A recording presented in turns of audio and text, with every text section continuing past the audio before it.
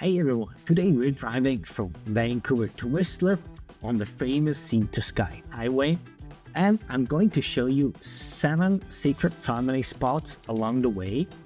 These are little awesome gems you might miss otherwise.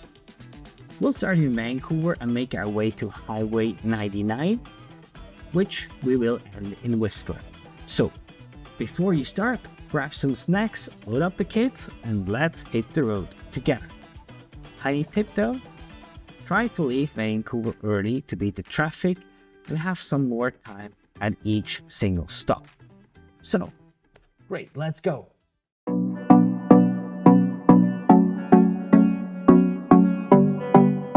So first stops, views for days. About 15 minutes out of downtown Vancouver, we detour to the Cypress Bowl Road to the Cypress Mountain Lookout, which is right here on the map. It's a pullout on the side of the road, as you can see, with a panoramic view of Vancouver, Whytecliff Park, Howe Sound spread out below. As you can see a little bit here in the picture, I'll share the itinerary later video down below that you can go through by yourself.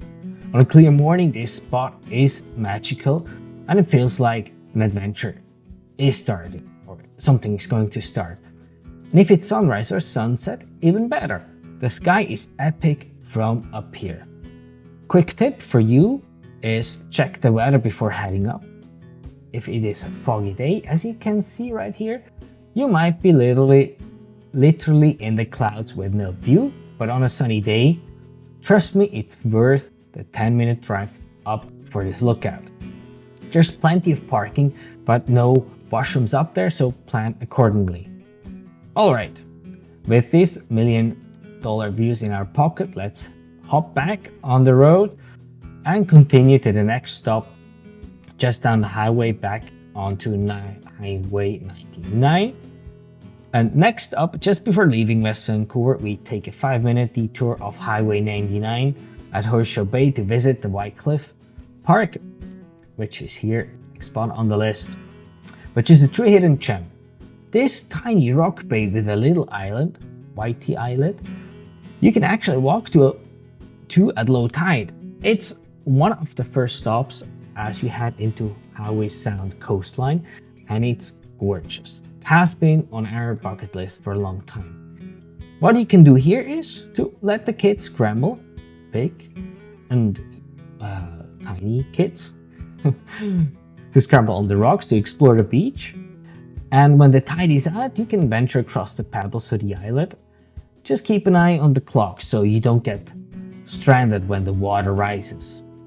A little fun fact about Whytecliff Parks. Whytecliff Parks became Canada's first marine protected area back in 1993, so it's teeming with marine life. No wonder divers love it. So, and a little quick here on the side too, there are washrooms and a picnic table. Perfect if you need a bathroom break or snack time. Parking is free, but it can fill up on sunny weekends pretty easily. And if you're hungry, the village of Horseshoe Bay is 2 minutes away. Sometimes you just want to grab some fish and chips, either before or after exploring Whytecliff. Okay, and now it's time to hit the road again. We'll get back to the highway and continue north.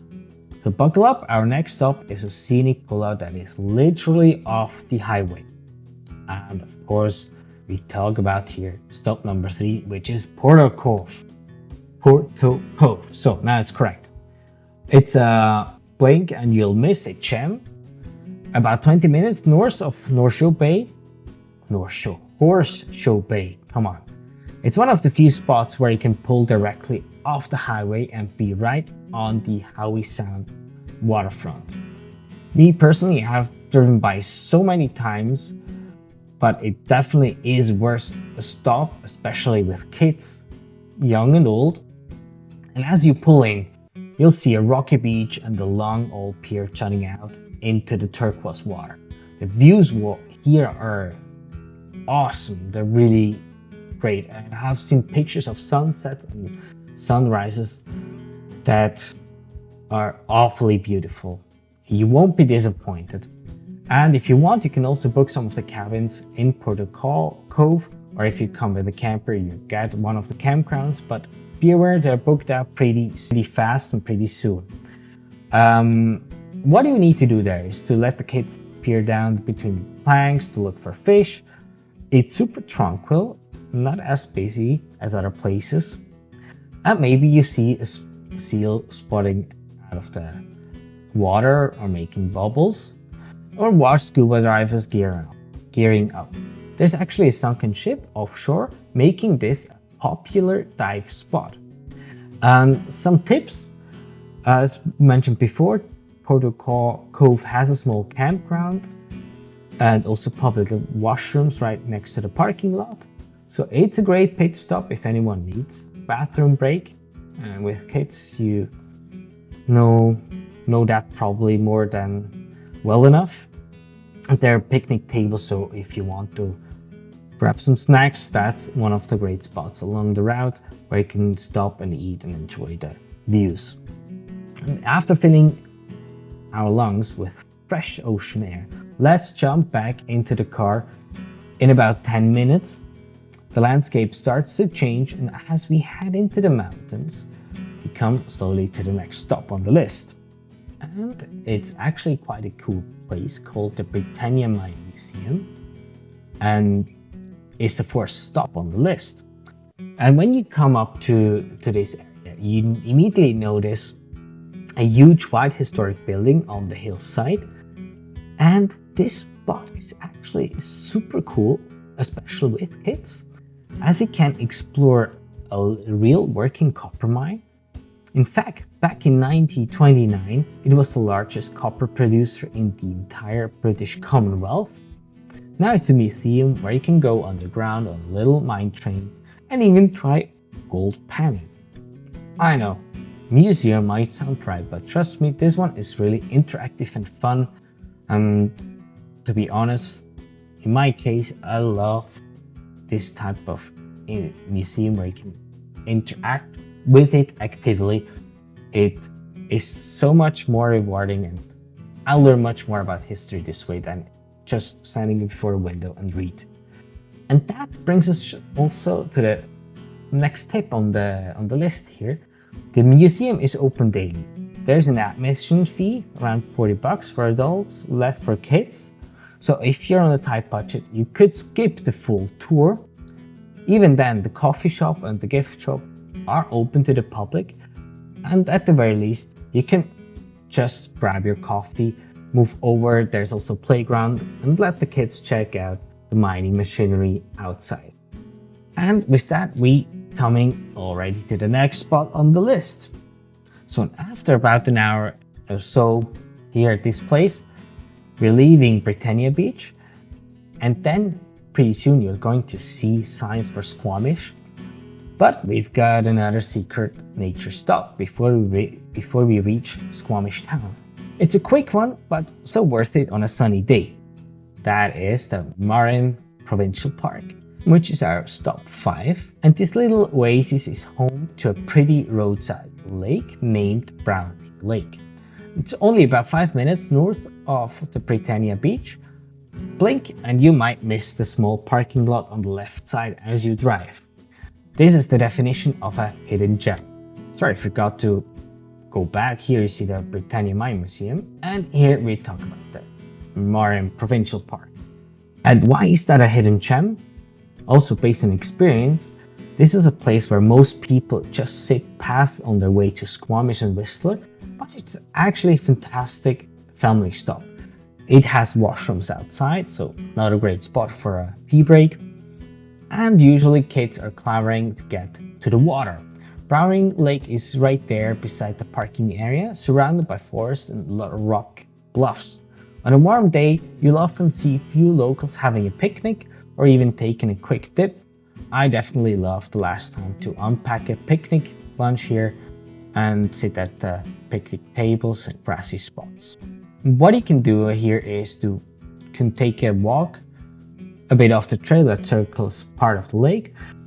There is also a more challenging hiking trail up to a lookout that you can see here on the picture that starts also from there but with young kids in tow, you usually might want to skip the steep hike. And if you get older kids and some extra time, the view from up top is reportedly awesome, as you can definitely get an idea from this picture.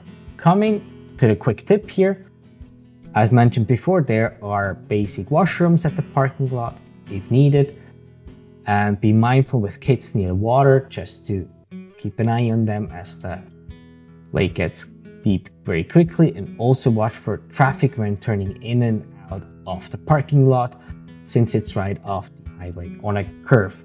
Other than that, it's an easy, worthwhile stop to recharge before the final legs of our journey. So, feeling refreshed after our little nature break, we're back in the car. Next, we'll path through Squamish. If you need fuel, snacks or coffee, Squamish is the town to do it. And as we leave Squamish, you'll notice the towering Stavamus Chief Rock on your right and Shannon Falls on your left. Shannon Falls is actually the third highest waterfall in BC at 335 meters tall. Popular stop if you haven't been. Since it's not exactly secret, we're going to keep heading on for our next hidden spot, and trust me, the next one is a waterfall treat without the big crowds, or at least less. Stop 6 is for the waterfall lovers. About 20 minutes north of Squamish, halfway to Whistler, turn off Brandywine Falls Provincial Park right here. This is a short stop and an easy 10 to 15 minutes walk that rewards you with one of our favorite waterfalls in BC. You can park just right off the highway, and from there it's a flat trail through the woods, and the walk itself is really nice. You'll cross the little covered bridge and wander through aromatic pine forest. And before you know it, you arrive at the viewpoint on the edge of a gorge. And boom, Brandywine Falls is right in front of you, plunging in a perfect 70-meter drop into the canyon below. Usually, or best if you take a few minutes here to soak in, maybe snap some photos. If it's a clear day, look further out from the viewpoint. You can even spot Black Tusk, an iconic black volcanic mountain peak in the distance, peeking above the trees. And a little quick tip, there are paid toilets at the parking area if needed. This spot doesn't take long, you can do the whole thing in half an hour, but please stay on the designated path and behind the railings at the viewpoint. Also keep a hand on little ones because the viewpoint platform is right on a cliff edge, albeit fenced. Other than that, it's an easy walk suitable for all ages. You will be glad you have stopped here. It's a must-see that not everyone takes the time to visit despite being so close to the road. Alright, we've checked off 6 stops. We're almost at Whistler, but I've saved the super cool final stop for the last. It's basically on the outskirts of Whistler, and it involves a short walk and some hidden art in the forest. Let's go and find the secret train wreck. Let me see. There you go. Alright, lucky number 7, our final stop is Whistler. Just before you properly enter Whistler, in an area called Function Junction, there's a small parking pull-off for this special trail. We'll park at the trailhead and get ready for a bit of adventure walk. What is it? In 1956, a train derailed here in the forest and several train boxcars were left scattered near the Cheakamus River. Over the years, they've become like an art installations carved in colorful graffiti. It's like an outdoor secret art gallery meets historical site, hidden gem among towering cedar trees. It's an easy trail, about 1.5 to 2 kilometers round trip. It takes maybe 20 to 30 minutes to walk in. Along the way, you get to cross a suspension bridge over the Cheakamus River, which is always a hit with the kids. So good for the faint-hearted under us. My wife isn't a big fan of suspension bridges, for example. And as we reach a train wreck site, you'll suddenly see these huge painted boxcars strewn around the woods. The scene is surreal, graffiti murals on rusty metal amidst lush green forest. Personal feel, this stop feels like a mini treasure hunt.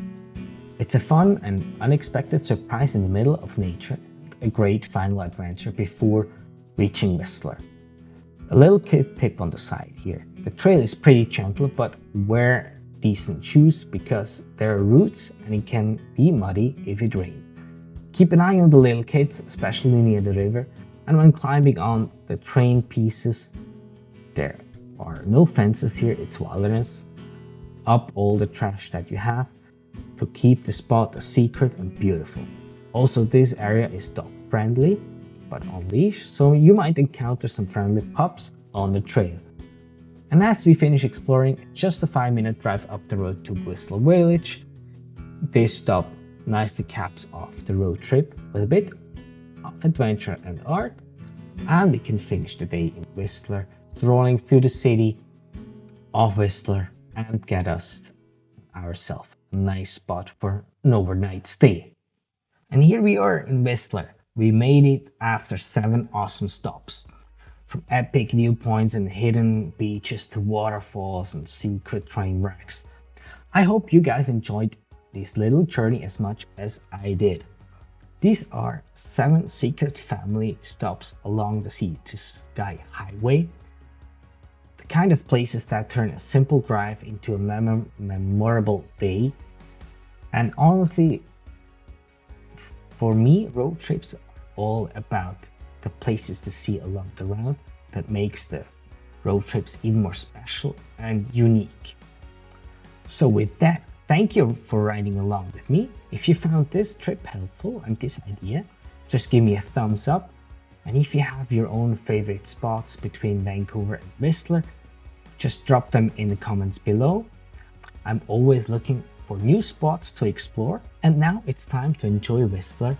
Until next time, happy travels. Tschüss zusammen, arrivederci, and see you soon.